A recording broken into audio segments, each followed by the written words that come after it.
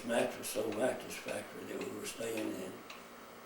You know, Thanksgiving Day, they came up and told us that dinner would be late because they wanted to make some hot rolls for lunch that day. But before we had time to eat, they told us to pull out. And so they loaded our food in these little trailers, you know, like they pull behind the units. And I don't know what town that we stopped in. I really don't know. I really know that we went into a Catholic church, and there's where we ate our Thanksgiving dinner that night, was in this Catholic church. And the hole had been blown out in the north side of it. You always drive a tank through, I guess. And while we were eating, this priest came in, and he was so very, very angry. This was like 2 or 3 o'clock in the morning. And he was so angry because we were eating in his church. And we elected just to stay and eat our cold rolls and cold turkey, which we did. And we didn't stay there too long, then we moved out. But we didn't move because he told us to. Okay. Why do you think he was so angry that you were there? Well, I guess he was angry because his church had been damaged for one reason or another. And I couldn't speak English. Our company commander could speak some French. And they got into a pretty tacky argument there, but we didn't move. You didn't move anyway. Not until we got ready to do that. All right, Everett, tell me about a seasoned man in combat and how you get to be a seasoned man. Well, I always heard that if you lived 3 days on the front line, you had a real good chance of living. And I would guess that you would learn more in 3 days than you would in 17 weeks of basic training. Because, I'll just give this for an example. We had stayed in an old barn one night, had hay in it, a good place to sleep. And there was a meadow out on the east side of this barn. In fact, there was a little village there.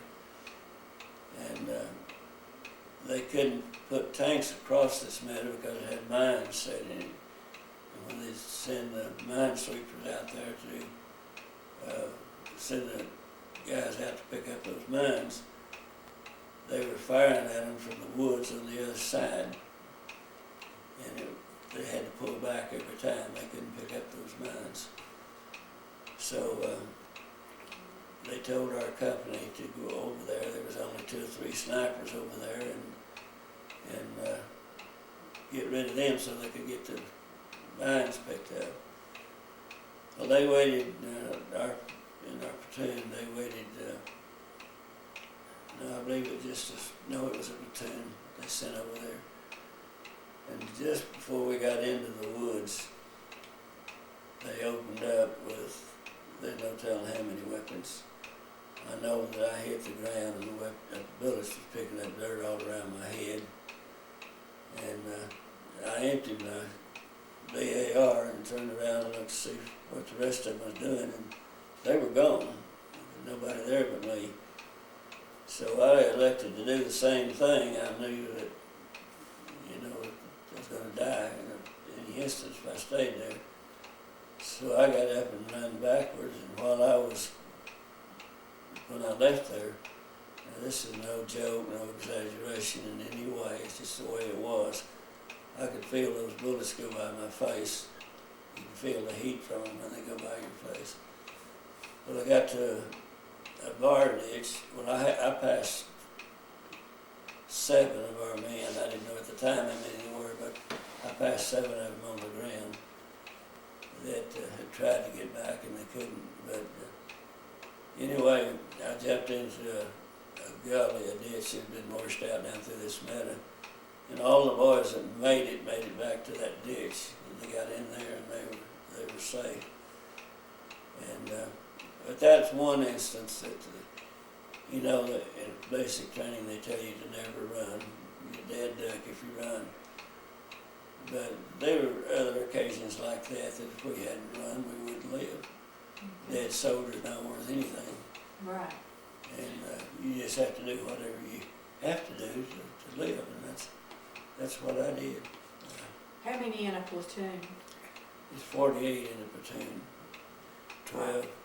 All right, so there were 48 men trying to cross that? No, this was on the,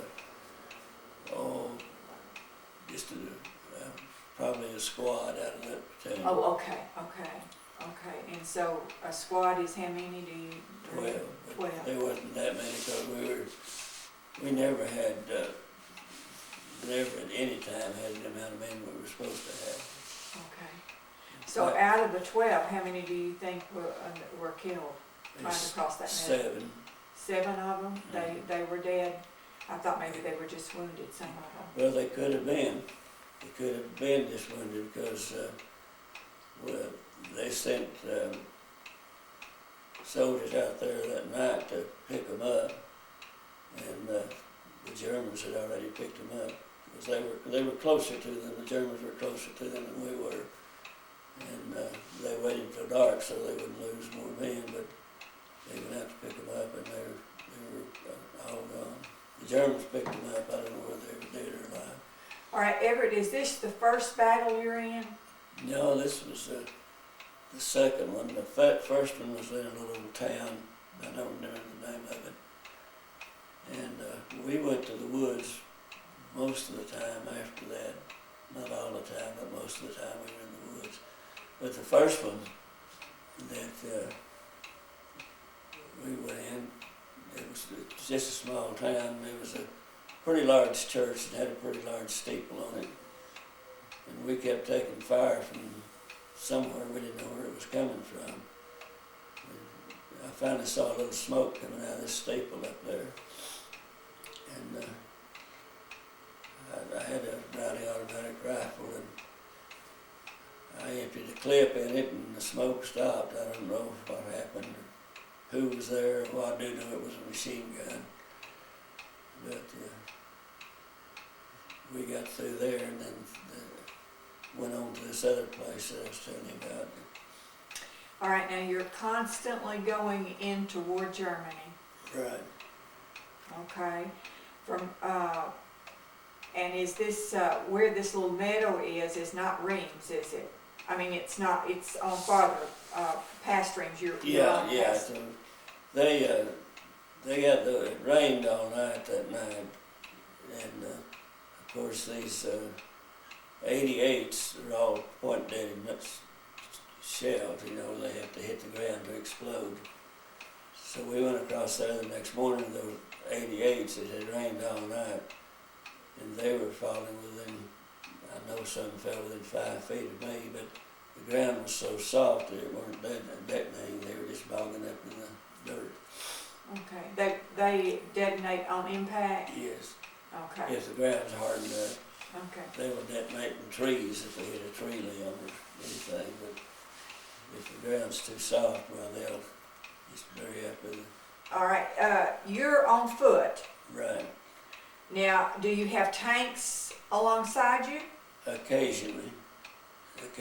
In this very particular instance I'm telling you about, we went in the woods with a medium-sized tank, and I was walking on the right side of that tank, and for some unknown reason, and I'll never know the reason, I just stopped and let the tank pull up a little bit, and I got on the other side. And about the time that I got to the other side, that right tank hit a mine, and iron just scattered everywhere on that side from that rail. And why did I move to the other side? That's just one reason I'm here, but I don't know why. Sometimes it's instinct, and other times it's a voice from the Lord, isn't it? I think it must have been the voice from the Lord. I thought, what on earth, we were going into the same place, going in the same direction. Why did I move over there?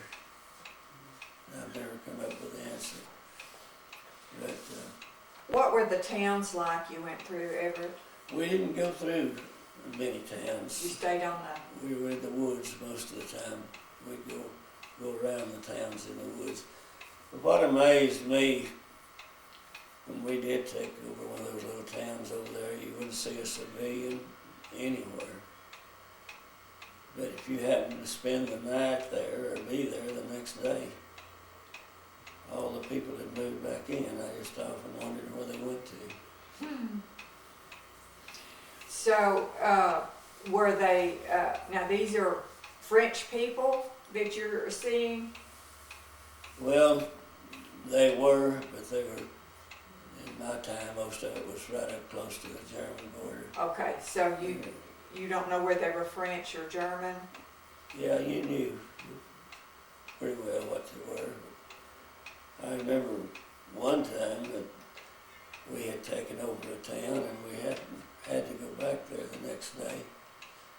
And there was this was real close to the German border, but there was a lady that had fixed a meal for 6 of us. I mean, beautiful meal. And that's the only time I ever saw this in any way. But this was the German lady? I think so. I couldn't tell you if it was German or French, because it was right on the border there. Okay. But she fixed a beautiful meal for us and let us know that she was glad that we were there. Okay. Tell me about the food. You said that back there earlier you had cooks that were taking care of you back there. Did they go all the way up to the front lines? No, our food on the front lines was strictly rations, altogether rations. But the Army at that time was serving C rations and what we call K rations. The C rations came in little cans about so big around, and when you could open the top of it, it usually had about 1/4 inch of grease on the top of whatever it was. But I was so fortunate now, down on the 3rd Army and Patton's Army, they tell me that's all they served that winter, was C rations. But I had K rations each and every day. You know, they were in a box about that long and about 1.5 inches square. And each carton came with a little real hard chocolate bar, just about that long, maybe 1 inch square. And I'd get back to the back of my foxhole, and in fact I would take a canteen cup and fill it about half full of water and just scrape or cut this chocolate bar up in little bitty pieces. And then they came in a cellophane box, and of course you couldn't have any fire outside, but I would get back inside my foxhole and set that fire, and I would have a half a canteen cup of some of the best chocolate you had ever eaten. That was all the hot food we had, or I had. Other boys didn't do that, but I had that sometimes even twice a day, because that little bar came in each one of the cartons. But it was delicious, real good. All right. Did you have a good foxhole buddy? I had one of the best in the world. In fact, I had 2. One of them was named Leo Schaefer. He was from New Orleans. And I believe it was Wingate, this little town that we went through. And there was a highway coming in from the northeast into this little town, and kind of a mountain up this